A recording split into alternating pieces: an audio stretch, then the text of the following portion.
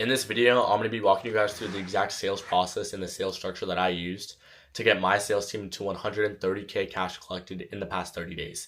Now, I'm going to be taking you guys through like everything as far as like the hiring process, like how we were actually working and running when the like launch was live, because obviously this is an evergreen now.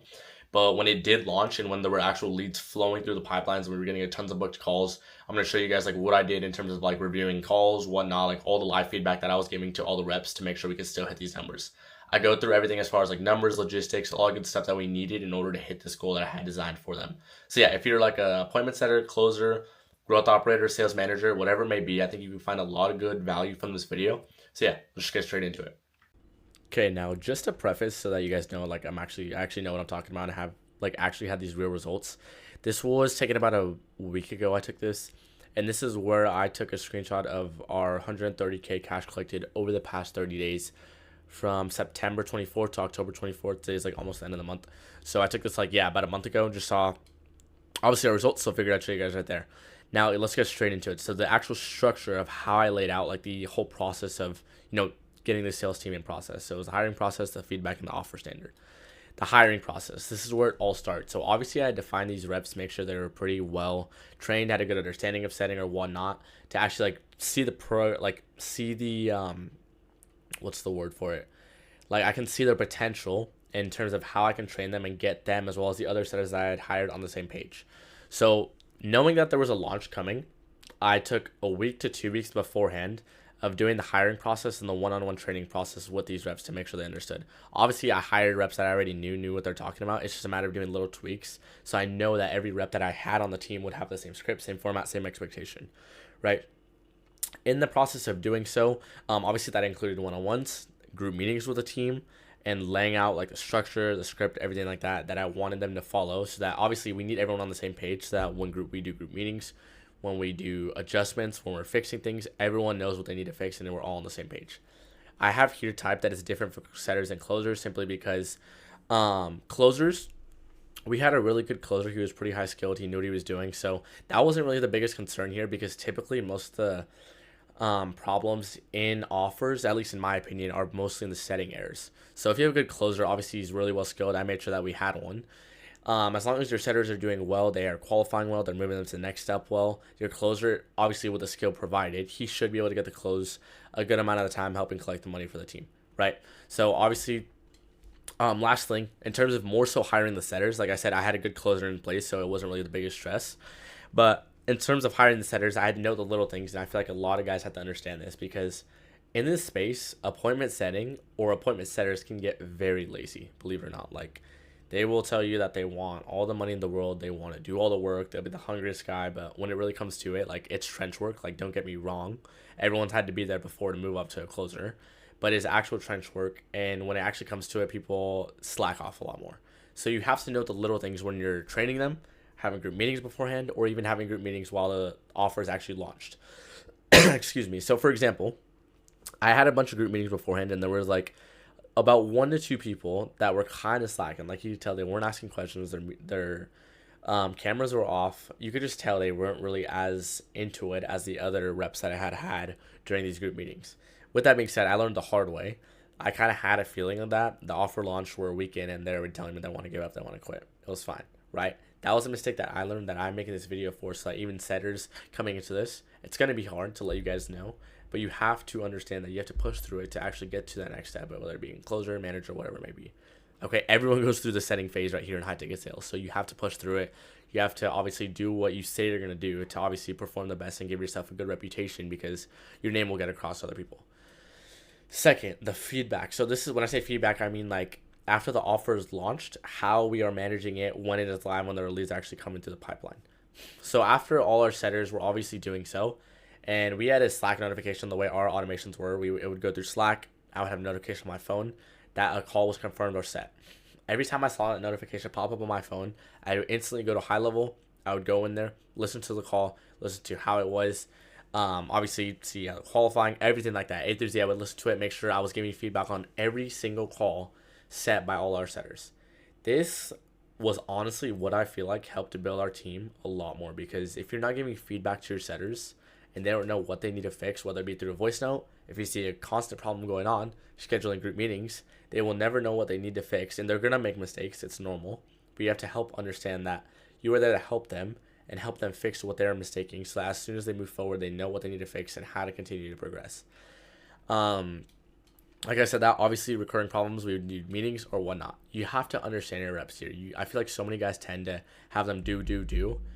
I'm not here to say that was the perfect manager that I could have been, but I tried my best to understand it. So let's say, obviously, they're going to make mistakes. They're going to have no-shows. They're going to mess up some sets or whatnot. You need to understand them and understand it's normal, and you need to be there to help them, not bash them in terms of, like, obviously doing it. Reps work for people, or people work for people they respect. So if you can show that you understand them, you respect them, they will respect you in return, give you a good amount of work ethic. So that's what I did. Whether literally every set that came through the pipeline, I was day in, day out reviewing, listening, scheduling one-on-ones to make sure that whatever they were messing up, we could go over it. Same problem kept coming up, we could do group meetings, and obviously show them how to fix it. This was super important right here. Now, the standard. So obviously, I would do this more so. There are obviously weekly meetings to go over problems, but you also need daily to weekly meetings to check in on the expectations. So let's say for the day there was like 400 leads in the pipeline. Let's say like a video went viral, there were 400 leads in the pipeline, and I knew we needed to get those because if we didn't get to them like in 3 days, they're gonna get cold. They're just not gonna be as influenced on the product. So I would schedule meetings in the morning. It would be like, hey guys, went viral last night or whatever. Got a bunch of leads in the pipeline. Let's get through these today. Let's have everyone set this goal for each other. Let's try to get this many sets so that we can obviously exceed that goal and take advantage of the viral videos that we had taken. That would be also SOP. So I generated like I had built like systems for the guys in terms of like text to send before appointments, whatever like that, making sure that they're doing that and like showing them what they need to know in case they're missing it or whatnot. And obviously showing them if they're forgetting tags, little stuff like that to go over with them so that everyone understands we're on the same page. That would be like a few times a week as well. This is very important as well. Have intent for everyone to do. So let's say, like I said, there were 400 things in a day. Let's say you have a group of 4 setters. Let's just say, for example, to distribute that equally, obviously it'd be $100 per day. You would tell everyone that, make sure they could do it, understand them, check at the end of the day. If there's no problem, everyone hit their goal. We're gonna keep moving forward. Okay. Lastly, what I did, not everyone has to do this. I feel like this helped our offer a lot and helped it be more motivating.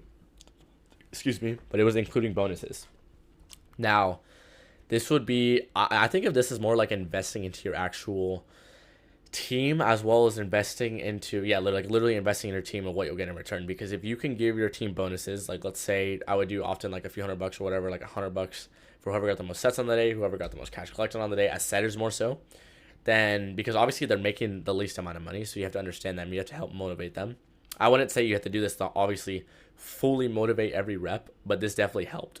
And I there was no brainer to me because it's almost like, let's say you were to add a bonus, everyone's competing. Whoever does the best gets that bonus. If everyone's competing to do so, they're naturally just gonna get more sets on the board, more work done, whatever it may be. So if you just, what is $100 when you can end up getting like, let's say 6K CC the next day, right? It's like a good return on investment. It's more challenging. It's more motivating. It's more competition for everyone. In my opinion, this is what helped us a lot because it will just work better for the team all around. Now this is like, if not one of the biggest things people look upon or look past on, and they don't take in consideration, at least off-runners, managers, whatever it may be. Lastly, the expectations and the logistical goals that you know you need to have your reps hit to hit the goal that you have in mind. Obviously, it has to be within reason. So let's say for this goal, I knew I wanted this team to hit at least $100,000 cash collected. That was a good goal. Considering what we did last month, it was a lot slower. I knew this goal was actually realistic. I knew we could actually hit this goal, and this is why I set out these numbers. So let's assume the goal is 100K. Right, I'll bring it down here. Also, if you don't have someone taking track of this, like honestly, you need this in place because you need someone to. First off, you need a manager, probably, I would say, because if you don't have a manager, you're not gonna have no one hiring reps. Like it's just gonna be all over the place. But you need this somewhere or another, or at least if you don't have it, this will help you a lot. So I'll explain this in a second. Let's go down here. Okay, so the goal. So we had a goal of 100K CC, right? I took into consideration from the stats the month before, who the people were or whatnot, looked at everything like that and actually had a goal in place. So understanding this, we had a close rate about 50%. It was a $3,000 ticket. 25% of deals closed were $2,000 split pay because obviously not everyone can pay in full. Other 25% were $1,500 split pays as well. Obviously, this was cash collected, so it would pay over time. So I would only include like these two numbers right here. We 50% 3,000, 25, 25. That was roughly it. Okay.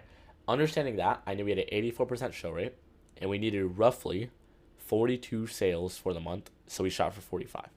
Okay. Knowing that 42 sales, let's just assume 42 sales would bring us to just about 100K. If we divide that by 3, or by 30, sorry, you roughly needed 1 to 2 deals per day getting closed to hit this number. Knowing that, our setters needed 5 sets across the board. So let's say we had 6 setters on the team. We just needed 5. So each one needed to hit about a set a day, if not more. And we needed 1 to 2 deals per day getting closed to hit this. With that being said, if we have 1 to 2 deals getting closed per day, obviously that's 50% closed. So we would need about 4 to 5 calls booked per day so we can actually be capable of hitting this number. Now, in that aspect, we obviously exceeded it. We ended up hitting 130K because I had these metrics in place. So let's assume we needed 4 to 5 calls booked per day. Okay. We would end up getting, let's just say the setters exceeded their expectations or whatnot. They obviously did the minimum. Now, let's say we would just get one extra deal closed. That can be $15, $2,000, or $3,000 extra on the day. Because I had these metrics in place, and because our closers were actually doing well, we fairly exceeded it, hitting 130K because I had this. This is very important. If you look at your offer beforehand, the month before, set a realistic goal and see how you can achieve that and have all your setters make sure they hit that goal. You will crush your goal no matter what. You just have to find the problems in there that is actually preventing you from get there. Now, like I said, that is the real reason. Like, I truly believe we hit these goals, because if you don't have a goal in place, you don't look at your metrics, you're really not going to be able to get there. It's like almost like you're just trying to collect as much, which is a good idea, but it's like you're trying to collect as much with no goal, with no structure, no standard in place. It's really like you're really going to go nowhere with it in a sense. You'll make money, but in a sense, you'll have a lot better chance of it if you actually have structure. Now, lastly, yeah, I crushed this goal because of that. Lastly, I don't know where I was going with that. But yeah, lastly, that's literally like how I did it. This is real simple, guys. But if you don't have any of these steps in place, this is literally what I believe changed this offer, helped us hit 130K. We absolutely crushed it. Shout out to the reps also if you guys are watching this. Your reps have all to do with it. It's not a one-man team. Obviously, you need to set expectations or whatnot, but you need to sign good guys. I'm glad to have, obviously, they're all like my friends now, but I'm glad to have those guys around me who were able to help me get there. If you guys have any questions whatsoever with setting, closing, high ticket sales in general, shoot me a DM on Instagram. I'll leave it in the description. And yeah, other than that, I'll see you guys in the next video. Hope you guys found a lot of value in here. It wasn't just boring. But yeah, other than that, I'm gonna, like I said, drop my Instagram, and then if you guys have any questions, either want to comment or just DM me. I'll respond to all of them as long as you're following. Yeah, see you guys in the next one.